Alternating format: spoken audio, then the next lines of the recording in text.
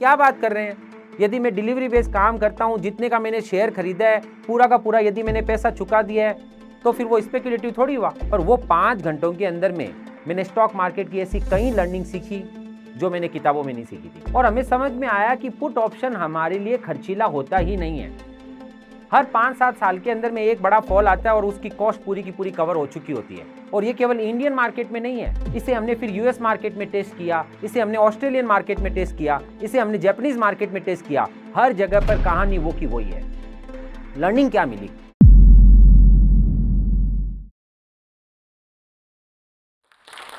Higher the risk means higher the return. बड़ी risk लेने से ही बड़ा रिटर्न बनता है। हम इस बात को बिल्कुल नहीं मानते। हमारे हिसाब से बड़ी रिस्क लेने से बड़ा रिटर्न नहीं बनता, बल्कि स्मार्ट कैलकुलेशन से बड़ा रिटर्न बनता है। और वो स्मार्टनेस क्या होती है, इसे हम आज समझेंगे। दोस्तों, मेरा नाम सीए गोविंद झंवर है और मैं फिन आइडियाज कंपनी से बिलोंग करता हूं। हम लोग सेबी रजिस्टर्ड इन्वेस्टमेंट एडवाइजर और ऑल्टरनेटिव इन्वेस्टमेंट फंड है। इस जर्नी के दौरान शुरुआत मेरी एक नॉर्मल फैमिली के अंदर में हुई, जहाँ पे हम लोग राजस्थान से बिलोंग करते हैं। और राजस्थानी लोगों का एक खास बात ये होता है कि उन्हें पैसों से बहुत प्यार होता है।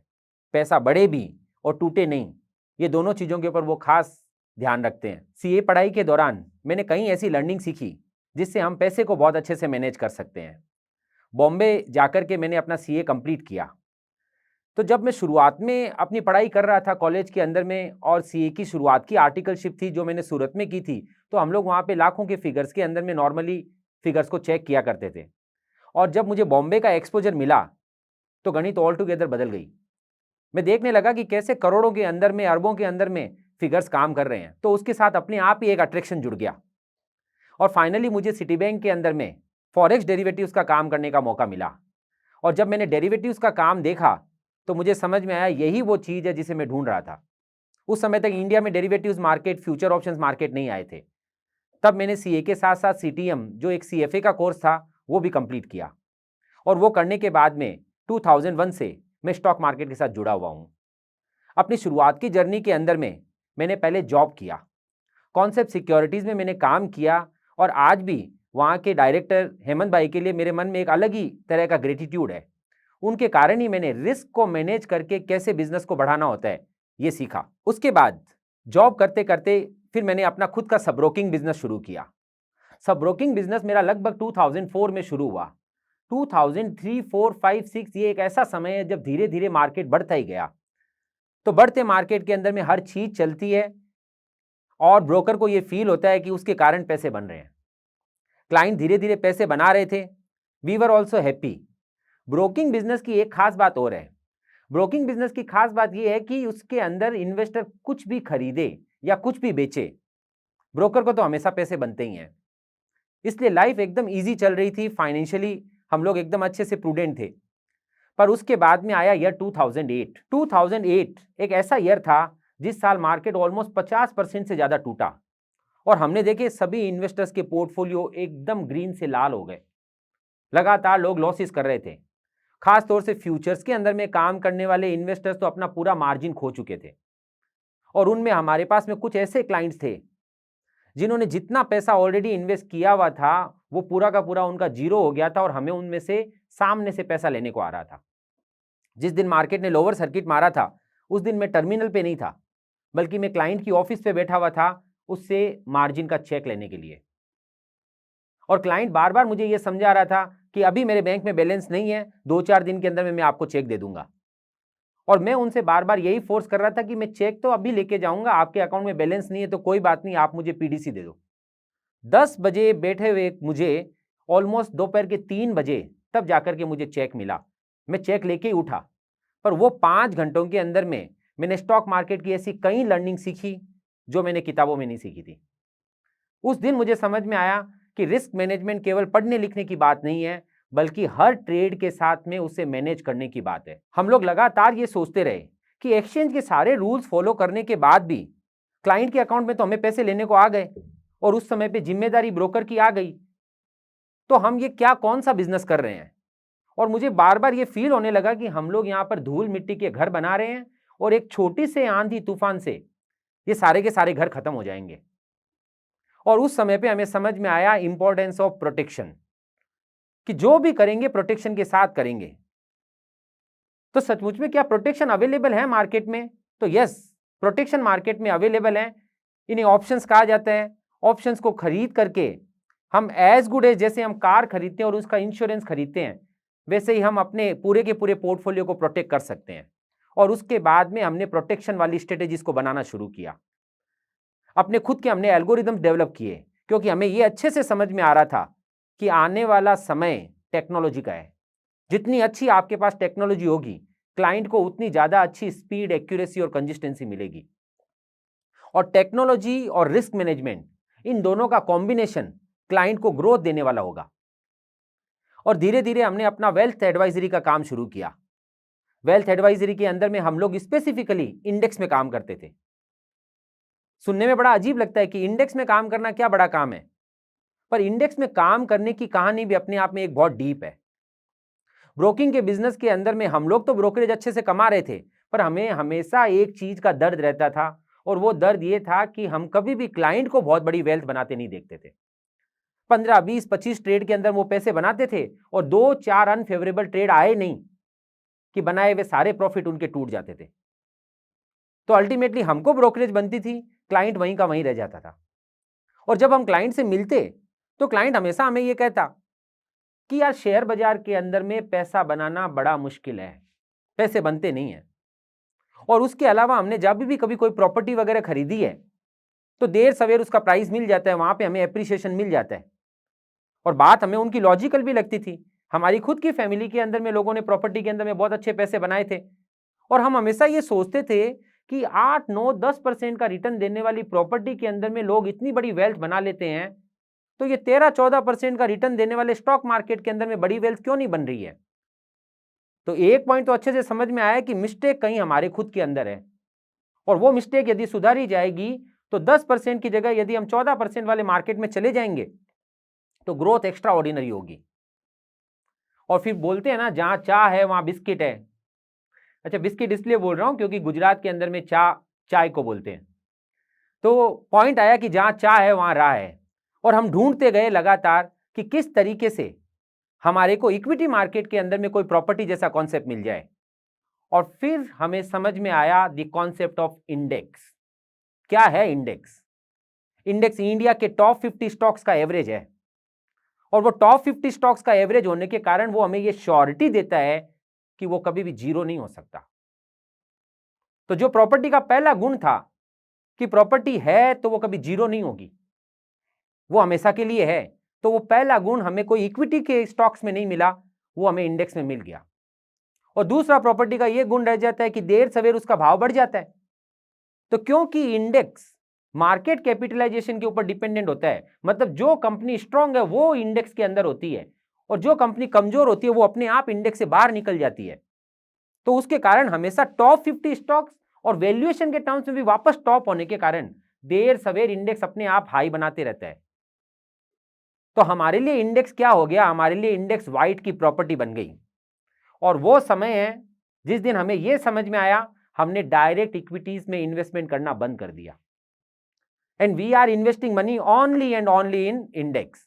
और हम अपने क्लाइंट्स को भी जो एडवाइस करते हैं उनका रिस्क प्रोफाइल समझ करके हम उन्हें इंडेक्स में पैसे निवेश करवाते हैं। हमें एकदम अच्छे से श्योरिटी समझ में आ गई है ये पॉइंट की कि हर 5-10 साल में, आप चेक कीजिए खुद अपने एंड पे, हर 5-10 साल के अंदर में हम न्यूज़पेपर में एक बार ये न्यूज सुन लेते हैं कि मार्केट अपने टॉप पर है, और उन्हीं 5-10 साल में हम एक बार ये न्यूज भी सुन लेते हैं कि मार्केट का पूरा भुक्का बोल गया है, मार्केट एकदम लोएस्ट लेवल पे आ चुका है। इसका मतलब हर 5-10 साल के अंदर में एक बार आपका इंडेक्स अपने आप टॉप पे पहुंच जाता है। तो यदि मेरा इन्वेस्टर 5-10 साल के लिए होल्ड कर सकता हो अपनी पोजीशन, तो मेरे को श्योरिटी है कि उसको देर सवेर पैसा बनने वाला ही है। तो अब वो क्लाइंट जिसका हमने पैसा निवेश कराया और हर 3-4-5 साल में वो कोई शादी में हमें मिले, तो अब हमें वो पेन नहीं है, क्योंकि हमें पता है यदि वो हमें मिलेगा तो उसने उससे बड़ी वेल्थ बनाई ही है, और वो हमें एप्रिशिएट ही कर रहा होगा। सुनने में एकदम नॉर्मल पॉइंट लग रहा है, पर एक ऐसी एसेट क्लास मिलना जिसमें हमें यह श्योरिटी हो कि क्लाइंट की वेल्थ बनने वाली ही है, तो अपने काम करने का जो उत्साह है, काम करने की जो एनर्जी है, वो ऑल टुगेदर डिफरेंट हो जाती है। सामने बैठे हुए व्यक्ति का हमें ऑलरेडी भविष्य पता चल रहा होता है कि ये वेल्थ ग्रो करने वाला है, ये कमाने वाला है। तो जर्नी के अंदर में सीए कंप्लीट करने के बाद में स्टॉक मार्केट में आए, स्टॉक मार्केट के बाद वेल्थ एडवाइजिंग में आए, और मेरा पार्टनर उदिप्त और मैं लगातार इन्हीं चीजों को और ज्यादा रिफाइन करते गए, और करते करते हमें यह समझ में आया कि भले ही इंडेक्स जीरो नहीं होगा, पर क्या उसके साथ में प्रोटेक्शन को भी जोड़ना चाहिए। अब प्रोटेक्शन क्या होता है, तो जैसा हमने समझा कि ऑप्शंस, यदि हम पुट ऑप्शन को परचेज करें तो हमें डाउन साइड का प्रोटेक्शन मिलता है, पर क्या ये प्रोटेक्शन हमारे लिए खर्चीला होगा? तो एकदम नहीं। बहुत अच्छे से हमें समझना है, हमारे लिए कोई व्यक्ति यदि बिना प्रोटेक्शन के इन्वेस्टमेंट करता है तो वो स्पेक्यूलेशन ही कर रहा है। सुनने में बड़ा अजीब लगेगा कि क्या बात कर रहे हैं, यदि मैं डिलीवरी बेस्ड काम करता हूं, जितने का मैंने शेयर खरीदा है पूरा का पूरा यदि मैंने पैसा चुका दिया है तो फिर वो स्पेक्यूलेटिव थोड़ी हुआ। तो मैं मानता हूं इनकम टैक्स के हिसाब से तो वो स्पेक्यूलेटिव नहीं हुआ, लेकिन आप याद कीजिए हर्षद मेहता वाला टाइम, याद कीजिए 2008 वाला टाइम, 100 रुपए की डिलीवरी जिन्होंने खरीदी थी उनके 100 रुपए के स्टॉक्स भी 20-20 रुपए हुए थे कि नहीं हुए थे? और उस समय पे उन्हें क्या फील हो रहा था? क्या वो उन्हें इन्वेस्टमेंट फील हो रहा था? नहीं। तो आपने यदि इक्विटी में पैसे डाले और यदि आप उसके साथ प्रोटेक्शन को जोड़ रहे हो तो रियलिटी के अंदर में आप इन्वेस्टमेंट से पैसे कमा रहे हो, अदरवाइज आप कोई ना कोई स्पेक्यूलेशन से पैसे कमा रहे हो। जैसे हम कार चला रहे हो हाईवे पे और हमने साथ में सीट बेल्ट लगा रखा हो तो हम सेफ्टी के साथ में आगे बढ़ रहे हैं, और यदि सीट बेल्ट नहीं लगाया हुआ तो हमने रिस्क ली है। उसी तरह से हमारा मानना है कि यदि हमने कोई पोर्टफोलियो बनाया है तो उसके साथ में हमें उसका प्रोटेक्शन ले लेना चाहिए। प्रोटेक्शन का प्रीमियम पे करना पड़ता है हमें, पर क्या यह प्रीमियम हमारे लिए खर्च है? तो नहीं। कैसे नहीं है, आइए उसे समझते हैं। जब हम मेडिकल इंश्योरेंस लेते हैं तो हम प्रीमियम पे करते हैं। एक साल हमने प्रीमियम पे किया, कोई बीमार नहीं पड़ा, पैसे लग गए। दूसरे साल फिर प्रीमियम पे किया, कोई बीमार नहीं पड़ा, प्रीमियम लग गया। चौथे पांचवें साल में घर का एक सदस्य हॉस्पिटल जाता है तो जो अभी तक हमने प्रीमियम पे किया था सारा एक साथ वसूल हो जाता है। तो क्या रियलिटी के अंदर में वो प्रीमियम हमारे लिए खर्च हुआ? नहीं हुआ। वो हमारी चॉइस है कि मैं हॉस्पिटल में एक साथ में बड़ा बिल पे करना चाहता हूं या हर साल थोड़ा थोड़ा प्रीमियम पे कर दूं ताकि एक बड़ा बिल मुझे पे करने को नहीं आएगा। ठीक इसी तरीके से प्रोटेक्शन स्टॉक मार्केट में काम करता है, पुट ऑप्शन स्टॉक मार्केट में काम करते हैं। जब मार्केट वहीं रहता है या बढ़ता है तो आपका वो पुट का प्रीमियम चला गया, एक साल गया, 2 साल गया, पर जब एक साल बाजार टूटता है तो जितना मार्केट टूटा वो पूरा डिफरेंस आपको वापस मिलता है। तो रियल में आपके लिए प्रीमियम कॉस्ट हुई नहीं। तो पॉइंट क्या बन गया ओवरऑल? आपने इंडेक्स में इन्वेस्टमेंट किया, आप इंडेक्स का रिटर्न कमाना चाहते थे, और साथ में आपने प्रोटेक्शन ले लिया, और प्रोटेक्शन की खुद की कोई कॉस्ट नहीं है लॉन्ग रन के अंदर में, तो आपने बिना कॉस्ट के अपने आप को प्रोटेक्ट भी कर लिया। This is what the protected strategy is. Index और सेफ्टी ये दोनों के दोनों अपने आप में एक बहुत मजेदार कॉम्बिनेशन है। पहले तो इंडेक्स ही हमें यह कॉन्फिडेंस दे देता है कि वेल्थ को टूटने नहीं देगा। उसके बावजूद भी यदि साल के दौरान भी या उस इन्वेस्टमेंट जर्नी के दौरान बीच के भी जो फॉल आए उसमें भी मुझे कोई बड़ा लॉस नहीं हो, उसके लिए प्रोटेक्शन काम करते हैं। हमने पिछले 20 साल के अंदर में जब से मार्केट के अंदर में ऑप्शंस आए हैं तब से लेकर के अभी तक के डेटा को टेस्ट करके देखा, और हमें समझ में आया कि पुट ऑप्शन हमारे लिए खर्चीला होता ही नहीं है। हर 5-7 साल के अंदर में एक बड़ा फॉल आता है और उसकी कॉस्ट पूरी की पूरी कवर हो चुकी होती है। और ये केवल इंडियन मार्केट में नहीं है, इसे हमने फिर यूएस मार्केट में टेस्ट किया, इसे हमने ऑस्ट्रेलियन मार्केट में टेस्ट किया, इसे हमने जापानीज मार्केट में टेस्ट किया। हर जगह पर कहानी वो की वही है। लर्निंग क्या मिली? लर्निंग मिली कि यदि इक्विटी के साथ में सेफ्टी को जोड़ा जाए तो प्रॉस्पेरिटी बनती है। और अब उसे के अंदर में हमें वापस उसकी कॉस्ट को भी रिड्यूस करना था। तो कॉस्ट को रिड्यूस करने के लिए हम इंटरेस्ट आर्बिट्राज के ऊपर गए। अब आर्बिट्राज क्या होता है? आर्बिट्राज का मतलब दो अलग अलग मार्केट में इस तरीके से ट्रेड करने का ताकि हमें कोई रिस्क के बिना बीच का स्प्रेड मिल जाए। तो इंटरेस्ट आर्बिट्राज क्या होता है? तो मान लीजिए मुझे 1 करोड़ रुपए इन्वेस्ट करने हैं, तो मेरे पास में पहला ऑप्शन है कि मैं 1 करोड़ के सीधे इंडेक्स ETF खरीद लूं, तो मेरी इंडेक्स में तेजी हो गई, अपने आप इंडिया के टॉप 50 स्टॉक्स प्रोपोर्शनेटली मेरे को मिल गए। मार्केट बढ़ेगा तो मैं बढ़ूंगा, मार्केट घटेगा तो मैं घटूंगा, और मुझे घटना नहीं है इसलिए मैंने उसका प्रोटेक्शन खरीद लिया। और मैं ये भी समझ चुका हूं कि यदि मेरा नजरिया दूर के समय का है, लॉन्ग लास्टिंग अगर मैं नजरिया रख रहा हूं तो मेरे लिए वो कॉस्ट नहीं है। अब मेरे पास में दूसरा ऑप्शन यही है कि वो करोड़ रुपए को मैं पहले डेट में पार कर दूं। क्या होता है डेट? डेट का मतलब जैसे आपने कोई एफडी खरीद लिए, बॉन्ड्स खरीद लिए, आरबीआई बॉन्ड ले लिए, भारत बॉन्ड ले लिए, इस तरीके से आपने बॉन्ड्स खरीद लिए। तो बॉन्ड्स खरीदने से क्या बेनिफिट हुआ कि सीधा मेरा 1 करोड़ रुपया जो डेट में पार्क हुआ उससे अब मुझे इंटरेस्ट की अर्निंग आनी शुरू हो गई। ऑलमोस्ट 7.5% के आसपास इंटरेस्ट जनरेट हो जाता है यदि हम बिना किसी रिस्क वाले बॉन्ड्स को खरीदें तो मुझे पता है साल के 7.5 लाख रुपए तो मुझे ब्याज के मिल जाएंगे। और उन्हीं बॉन्ड को मैंने एक्सचेंज में कोलेटरल पे रख दिया। कोलेटरल पे रख दिया तो अब मुझे मार्जिन की लिमिट आ गई और उसी मार्जिन के ऊपर में मैंने वापस इंडेक्स के फ्यूचर्स ले लिए पूरे 1 करोड़ के। तो पोर्टफोलियो इन्वेस्टर का वही 1 करोड़ का बन गया। पर मजेदार पॉइंट यह हुआ कि अब मुझे 7.5 लाख रुपए के ब्याज की एडिशनल कमाई आ रही है। हालांकि पूरे 7.5 लाख की ब्याज की एडिशनल कमाई नहीं होगी क्योंकि हमने फ्यूचर्स खरीदे हैं तो हमें फ्यूचर्स को भी रोल ओवर करना पड़ेगा। साल की लगभग 5% फ्यूचर्स की रोल ओवर कॉस्ट निकल जाती है। तो हमारे पास में 2.5% इंटरेस्ट आर्बिट्राज बच गया। तो 2.5 लाख रुपए मेरे पास बच गए हैं और अब उस 2.5 लाख रुपए को मैं पुट ऑप्शन खरीदने में यूज कर लूंगा ताकि मुझे प्रोटेक्शन भी मिल जाए। साल भर का प्रोटेक्शन खरीदूंगा तो 2.5 की जगह मेरे को 5 लाख रुपए लगेंगे। तो लगभग सामने से 2.5-3 लाख रुपए लग गए। पर ये 2.5-3 लाख रुपए के कॉस्ट ने मुझे ये श्योरिटी दे दी कि अब मेरा पूरा करोड़ का पोर्टफोलियो बन चुका है।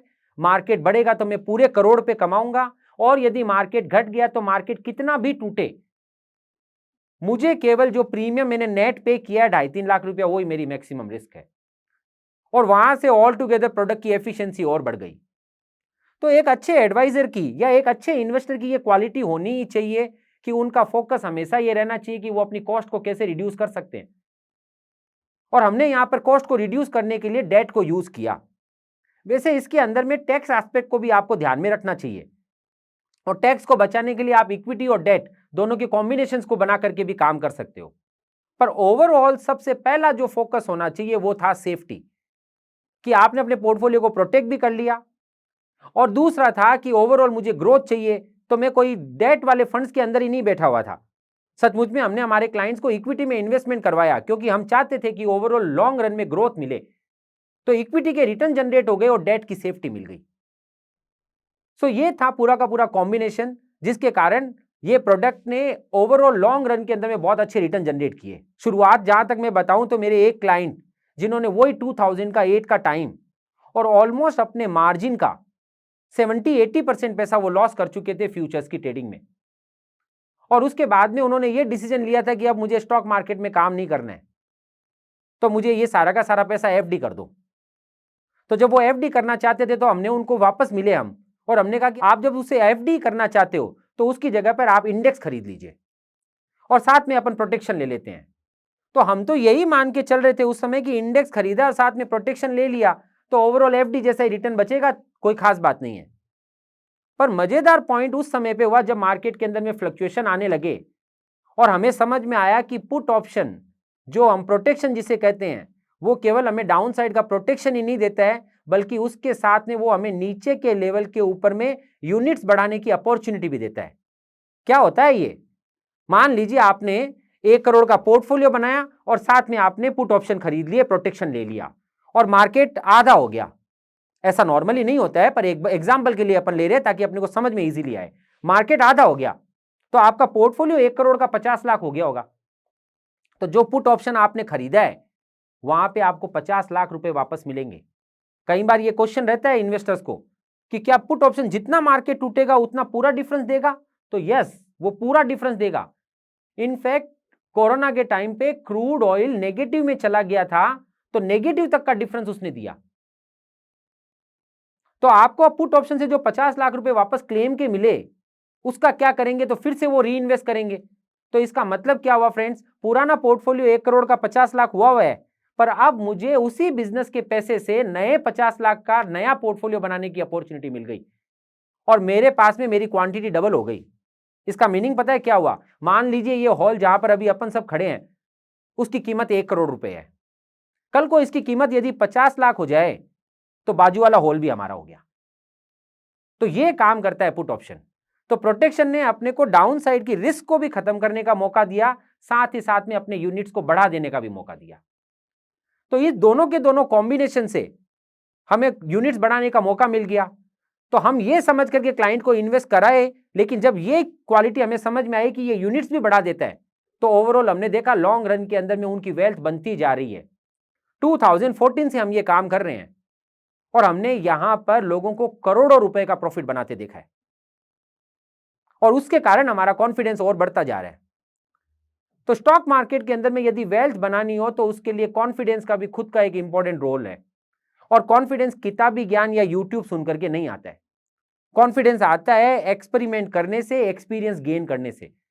तो मेरा आप सब लोगों को एक सजेशन और है कि जब जब मौका मिले कैलकुलेटेड रिस्क के साथ में छोटे छोटे ट्रेड्स करते जाओ, क्योंकि जब हम रियल कुछ काम करते हैं तो ही हमें समझ में आता है कि ओवरऑल वो कैसे बिहेव कर रहा है, उसका क्या इंपैक्ट आ रहा है, क्या वो मेरे नेचर को सूट कर रहा है कि नहीं कर रहा है। और जो चीजें हमारे नेचर को सूट कर रही होती है धीरे धीरे वो हमारी ट्रेडिंग पैटर्न बन जाती है और बाद में उसी से ही हमारी स्ट्रेटेजी जनरेट होती है।